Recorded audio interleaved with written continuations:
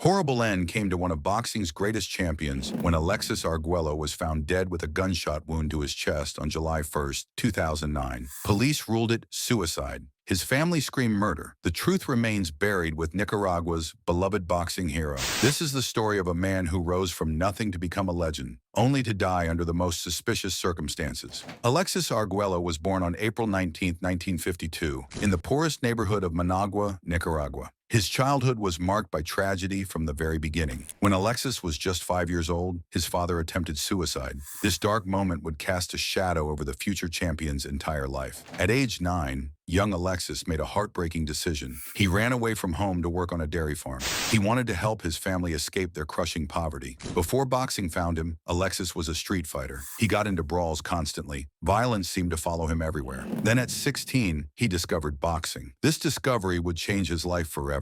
It would also change the sport itself. Alexis had natural talent that coaches had never seen before. His thin frame earned him the nickname El Flaco Explosivo, or the explosive thin man. But his conduct in and out of the ring earned him an even better name. People called him El Caballero del Ring, meaning the gentleman of the ring. His professional career began in 1968. Success came quickly. Argüello became a three-weight world champion, a feat only the greatest fighters ever achieve. He held the WBA featherweight title from 1974 to 1976. Then he moved up to capture the WBC super featherweight title from 1978 to 1980. Finally, he claimed the WBC lightweight title from 1981 to 1982. What made Argüello truly special was that he never lost any of these titles in the ring. He voluntarily gave them up to chase bigger challenges in higher weight classes. The boxing world took notice. Ring magazine ranked him among the top 20 fighters of the past 80 years. He fought across 4 different decades, showing incredible longevity. In 1992, the International Boxing Hall of Fame inducted him. Nicaragua named him their Sportsman of the 20th Century in 2001.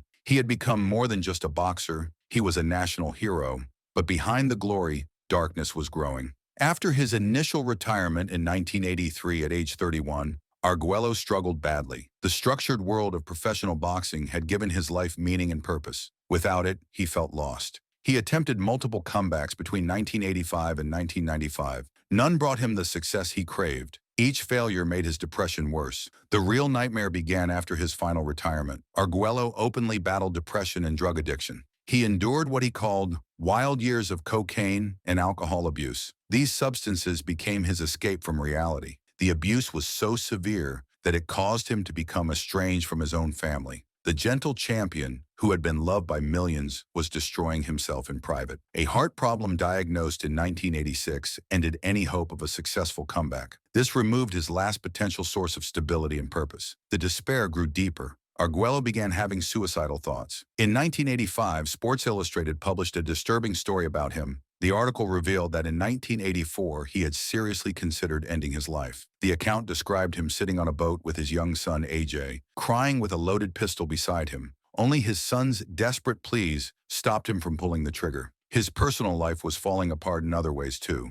Argüello went through 3 failed marriages. He faced near bankruptcy, despite his boxing earnings. The man who had once been on top of the world was hitting rock bottom repeatedly. Then came an unexpected twist. Argüello decided to enter politics in Nicaragua. This decision shocked everyone who knew him. During his boxing prime, Nicaragua had been torn apart by civil war. In 1979, when the Sandinista revolution succeeded, the new government froze his bank accounts and confiscated his properties. They viewed him as a supporter of the previous dictator, Somoza. One of his brothers was killed fighting against the Sandinistas. Argüello briefly joined the Contra rebels fighting the Sandinista government. He even returned to Nicaragua to fight alongside them, but he became disillusioned with the Contra leadership. He felt they cared more about power than helping ordinary people. In a stunning reversal, Argüello switched sides completely. He joined the very Sandinista party he had once opposed. This transformation shocked Nicaragua.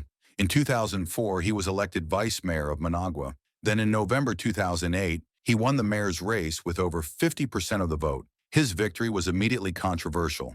Opposition groups accused the Sandinistas of rigging the election. They claimed Argüello was just a puppet being used for his fame. The allegations seemed to have merit. First Lady Rosario Murillo, who ran his campaign, assigned handlers to control his public statements. City council meetings were sometimes conducted by these handlers when Argüello was absent. Rumors spread about his drinking and health problems during his time as mayor. The media began mocking him as a bumbling fool.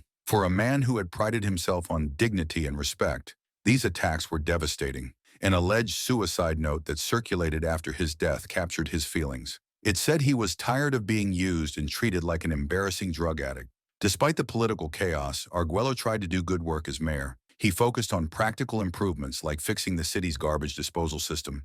He promoted his boxing academy to help poor children avoid drugs and gangs through sports.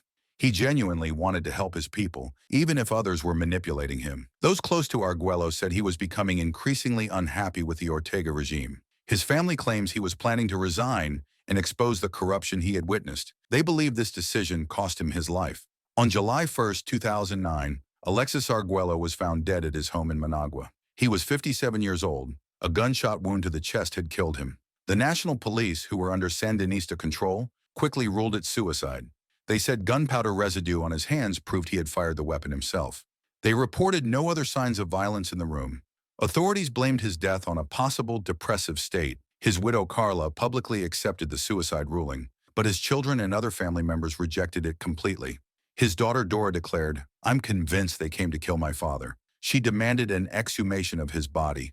One of his brothers claimed, when they realized he was going to hold a press conference the next day to tell people he was resigning. Someone pulled the trigger, but it wasn't him. Even boxing officials raised questions. BC President Jose Sulaiman called the chest wound unusual for a suicide. He said, "You cannot, because if you point to your heart, you are pointing sideways."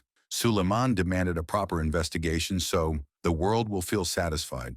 Strange inconsistencies emerged in the official story. Some accounts said Argüello shot himself twice through the heart. Others mentioned only a single gunshot to the chest. These contradictions fueled more suspicion. The fact that Sandinista-controlled police conducted the investigation made many people doubt the findings. The controversy immediately became political. Opposition groups used his death to revive claims about the stolen 2008 election. President Daniel Ortega canceled a trip to show respect. Thousands of Nicaraguans lined up for his funeral. The outpouring of grief showed how much people still loved him, but the political divisions remained. The government built a statue in his honor. His children publicly rejected any recognition from Ortega's regime.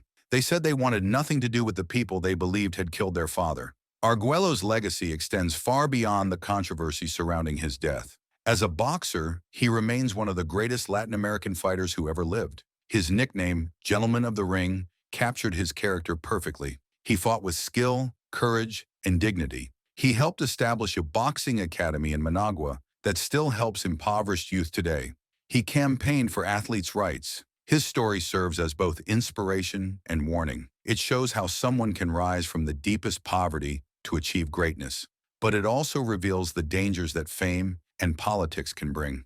Whether Argüello took his own life or was murdered by political enemies, his death represents a tragic end to an extraordinary life. The truth about what happened on July 1, 2009 may never be fully known. What we do know is that Nicaragua lost one of its greatest heroes that day.